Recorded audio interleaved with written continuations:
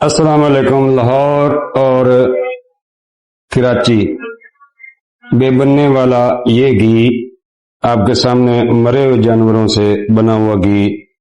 سڑے ہوئے تیل سے تلے ہوئے سموسے، پکوڑے، پٹھورے اور کلچے کھانے والے، خارش والے ہاتھوں سے بنے ہوئے گول گپے کھانے والے، خارش والے ہاتھوں سے بنے ہوئے گول گپے کھانے والے،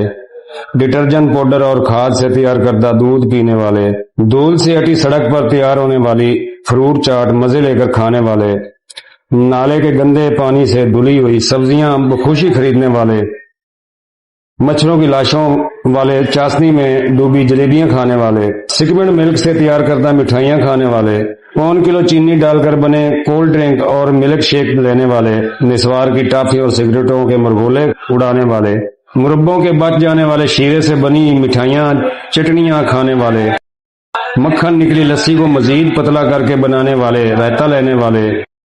بغل تک بازو سے کوٹ کر بنی بیکری آئٹم اور میدے سے بنے ممود کھانے والے، مردہ چکن سے بنے برگر اور بڑا شوارما شوق سے کھانے والے، یہ سب کچھ بیکار جانے والے جب پوچھتے ہیں کہ حکیم صاحب آپ کی دوا کا کوئی سائیڈ افیکٹ تو نہیں؟ بندہ لا لکھتا مارے 100 اور گنے ایک۔ اس میسج کا عنوان ہے سڑے ہوئے اور گلے ہوئے گھی سے تلی چیزیں کھانے والے پوچھتے ہیں حکیم صاحب آپ کی دوائی کا سائیڈ افیکٹ تو نہیں ہے؟